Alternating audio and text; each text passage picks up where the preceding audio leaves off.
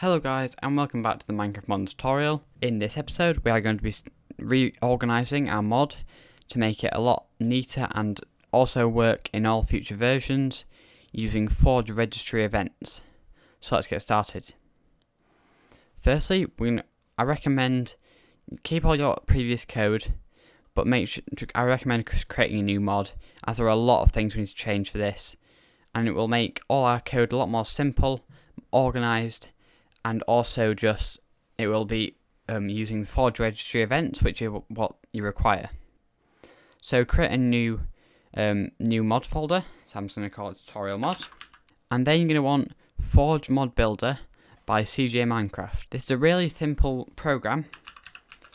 So just search Forge mod builder, or I'll leave it in the description. And CJ Minecraft here on his channel has a video for it.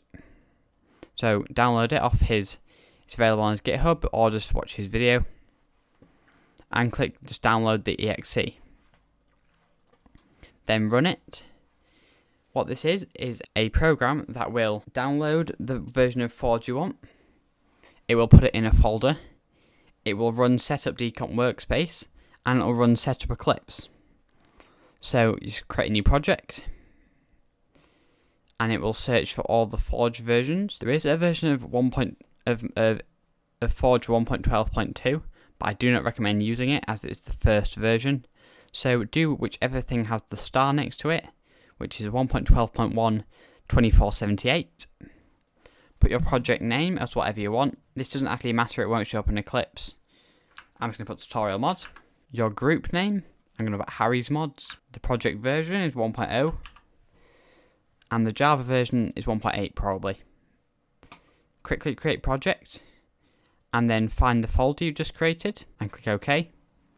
It will then download the Forge.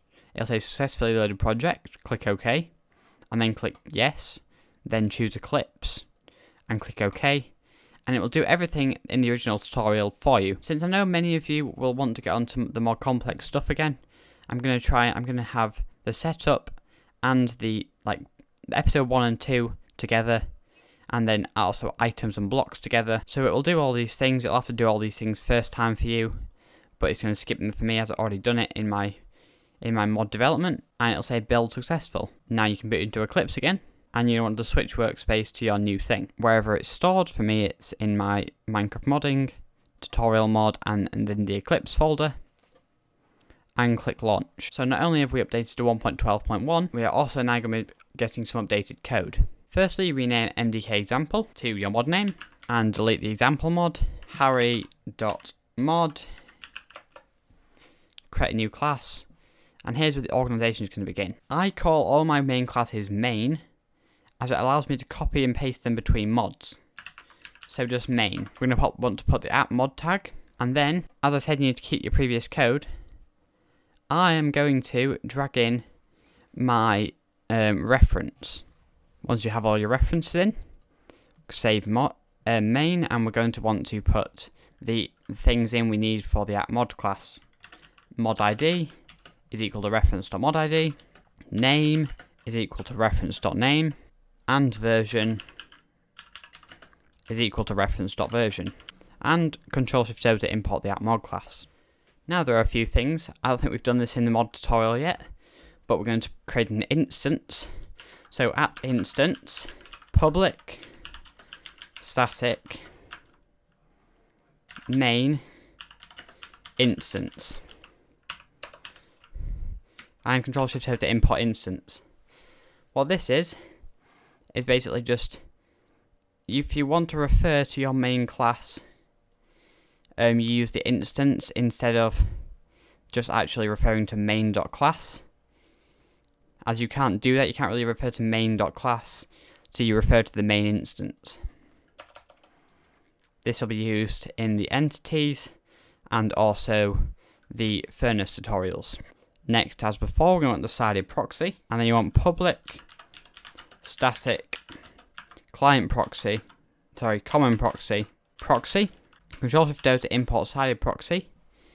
Then you want to create the proxy package, and we're going to do something different inside of proxies. For now, just create them common and client extends common, and Control-Shift-O to import common proxy. Then we're going to want to use the event handle tags and public void pre-init, or public static void pre-init, sorry, fml pre, and we can just close this up as we won't be using it. Copy this 3 times, change it to init with a lowercase. Always keep things the beginning of a function lowercase, and call this post init, and change this to an fml initialization and post initialization. Control-Shift-O to import both. And you want a bracket on the end. That is our main class, and that is us all set up for the first running of our mod. Clicking on mods, you should find your mod. If you don't, then there's either missing the mod tag, or your run is set up wrong. So if you go down to where you click run, and your run configurations, client should say Gradle start, and your project should be tutorial mod. If any of that's wrong, change it. If it stops working for some reason, the run button, create a new one, and just put the Gradle start, and that'll work perfectly fine as well. So we've created the first bit of our mod. I'm going to end this episode here, but I will try and get the next episode out of this much quicker than I have been, as I know this bit really isn't interesting to anyone, but it's needed for now. So if you have enjoyed this video or found it useful, please hit the like button down below, subscribe for more. My name's been Harry, and goodbye.